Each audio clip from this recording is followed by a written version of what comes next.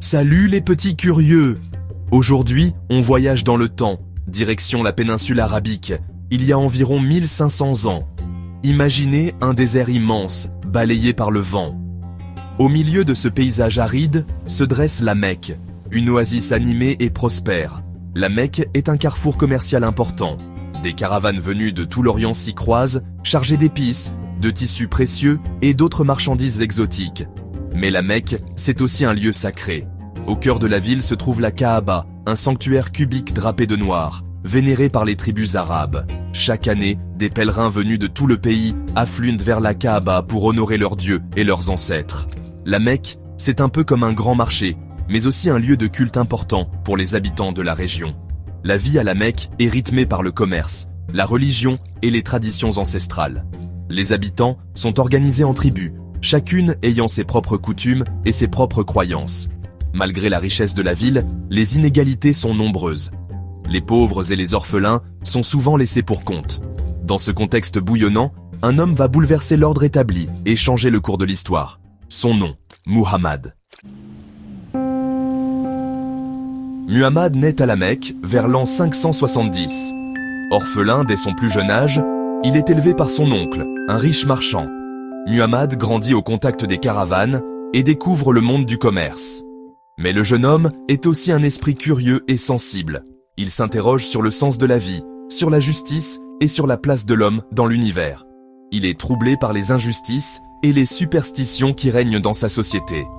La Mecque, malgré sa richesse, est marquée par la pauvreté, l'exploitation et le polythéisme. Muhammad aspire à une spiritualité plus profonde, plus juste et plus égalitaire. Il se retire souvent dans les montagnes arides qui entourent la Mecque pour méditer et prier. C'est dans ce contexte, alors qu'il est âgé de 40 ans, que Muhammad va vivre une expérience extraordinaire qui va changer sa vie à jamais. Un jour, alors qu'il médite dans une grotte du mont Hira, Muhammad reçoit la visite de l'ange Gabriel. Imaginez la scène, un homme seul dans le silence du désert, face à un messager divin. L'ange Gabriel lui transmet la parole d'Allah, le Dieu unique, et lui ordonne de la réciter. C'est le début de la révélation du Coran, le livre sacré de l'islam. Le message d'Allah transmis par Muhammad est clair. Il n'y a qu'un seul Dieu, et les hommes doivent se soumettre à sa volonté. Le Coran appelle à l'abandon des idoles, à la justice sociale, à l'aide aux pauvres et à la fraternité entre les hommes. C'est une véritable révolution pour l'époque. Imaginez un peu, un seul Dieu pour tous, l'égalité entre les hommes, la fin des injustices. Ce message, radical et puissant, va bouleverser l'ordre établi et transformer la péninsule arabique à jamais. Alors, Muhammad commence à prêcher le message divin à la Mecque. Ses tout premiers disciples sont sa femme Khadija, son jeune cousin Ali et aussi son ami fidèle Abu Bakr. Petit à petit, une communauté de croyants se forme autour de lui. Ces premiers musulmans, issus de toutes les couches sociales, se réunissent en secret pour prier et écouter les paroles du prophète. Mais la nouvelle religion ne fait pas que des adeptes.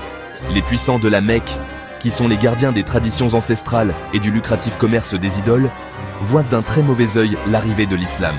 Muhammad et ses disciples sont persécutés, moqués et menacés. Pourtant, malgré toutes ces difficultés, la communauté musulmane grandit, portée par la force de sa foi et le message universel du Coran.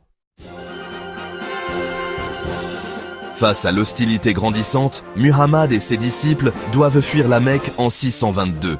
Cet événement, appelé l'Hégire, marque le début du calendrier musulman. Les musulmans trouvent alors refuge à Médine, une ville située à quelques centaines de kilomètres au nord de la Mecque. À Médine, Muhammad fonde la première communauté musulmane organisée. Le prophète n'est plus seulement un guide spirituel, mais aussi un chef politique et militaire. Après plusieurs années de conflits avec les Mécois, Muhammad retourne finalement à la Mecque en 630. La ville est prise sans effusion de sang et la Kaaba est débarrassée de ses idoles. C'est vraiment une victoire éclatante pour l'islam.